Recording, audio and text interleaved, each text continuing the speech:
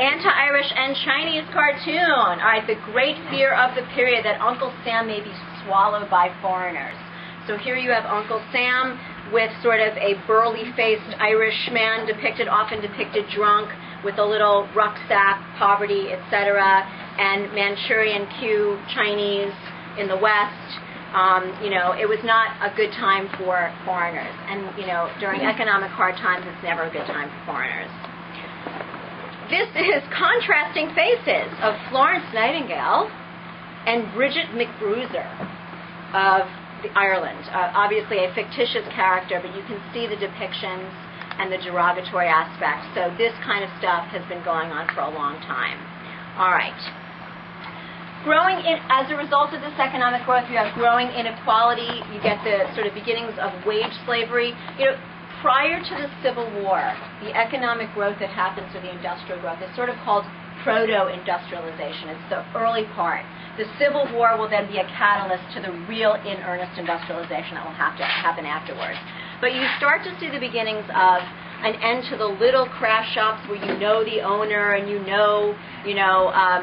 ask you about how your kid is and everything, to like you're working in a factory, all day long, where they could give a crap about you, and if you can't work, there's another immigrant that's ready to work for cheaper than you.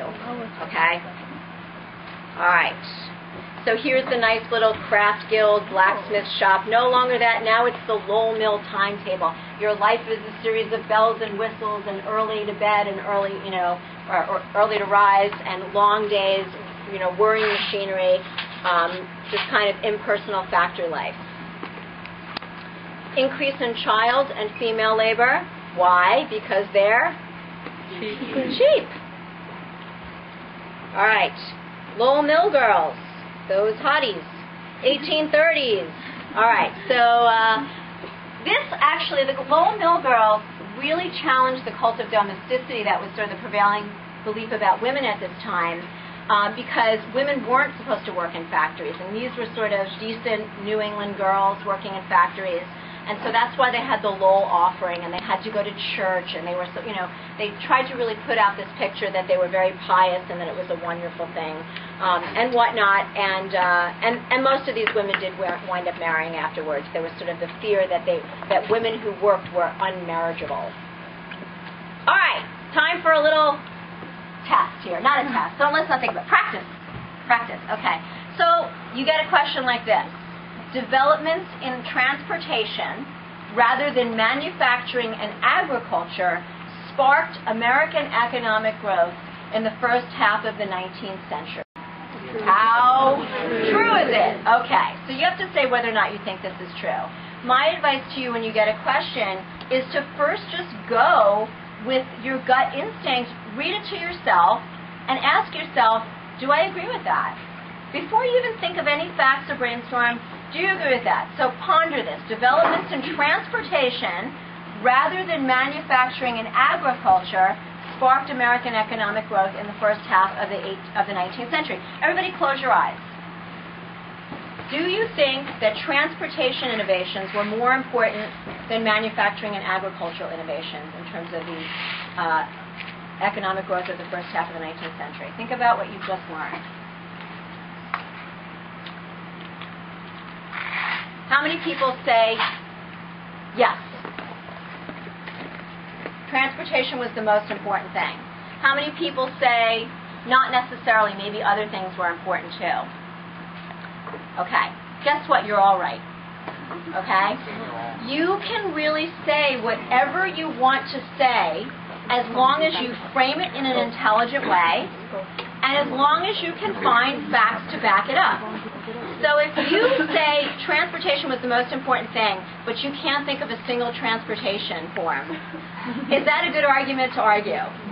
No. So you're going to have to adjust. All right, so why don't you write a thesis? And what's the best way to make sure that you are responsive to the question? Repeat the question. Yes? Restate it. Turn the question into your thesis. So developments in transportation rather than manufacture, or just wait. Work the question in. This is actually one where I think you have to alter it a little bit, but try to make a thesis statement. Go for it. You got to get used to it. in manufacturing and agriculture played an equally significant role in boosting the American economy during the first half of the 19th century. I can't ignore the agricultural innovations, the mower reapers. Let's take a look at some supporting facts. All right, so transportation, what do you got? You got the Erie Canal. You got the National Road. You got the Fulton Steamboat. Manufacturing. You got interchangeable parts. You got the water wheel. You got the factory system. You got Samuel Slater. You got the Lowell Mill. Agriculture. And this is like just a brainstorm. And this is all that you're really going to have time to do. 5 minutes, maybe 10 minutes for your thesis and brainstorm. But it's so important that you do this. Because otherwise, guess what you're doing? You're writing and you're going off into left field and you're like, what am I doing? Okay, especially after like your third essay. Agriculture, cotton gin, reinvigorated slavery, McCormick mower reaper, increased production, etc. So, see how my thesis had balance and my facts had balance. If I was going to say transportation was the most important, that one would be beefier, right? All right, good. Got any questions? All right, shall we move on? Only one political party. It's really not the era of good feelings because sectionalism and the issues of slavery are heating up, but they're sort of quieted for a moment in time. And you've got growing nationalism, which in some ways was a good thing. All right, so you can see here the first political parties were the Federalists and the Democratic Republicans. Basically, after the War of 1812 and the Hartford Convention, the Federalists die out, and you've got the Republicans basically one party for a while, but then they start to split into the National Republicans and the Democrats, and then eventually the Whigs and the Democrats, etc. This is in your book. Oh. Yeah. All right. So growing nationalism. After the War of 1812, we're like, woohoo, we fought Britain to a draw. Aren't we awesome? All right. Couple of ideas. I just highlighted a few things. So Henry Clay from Kentucky and his infamous American system had 3 prongs. It had internal improvements, it had a national bank, and a protective tariff. Basically, the bank had expired during the War of 1812, and the whole thing was, do you reinstate it? And they did in 1816. But the whole kind of purpose of Henry Clay's, the spirit behind the American system, was to take American reliance off of trade with Europe because that got us into problems. Remember the Embargo Act and the quasi-war and all that crap, right? So Henry Clay's American system's internal improvements are going to run into constitutional issues, national bank constitutional issues, protective tariff. Basically, we're going to go up until Hawley Smoot, and then start going down. All right, cultural nationalism. This was a time period where, rather than only trying to copy Europe, America starts to develop its own pride and culture and art and literature, etc.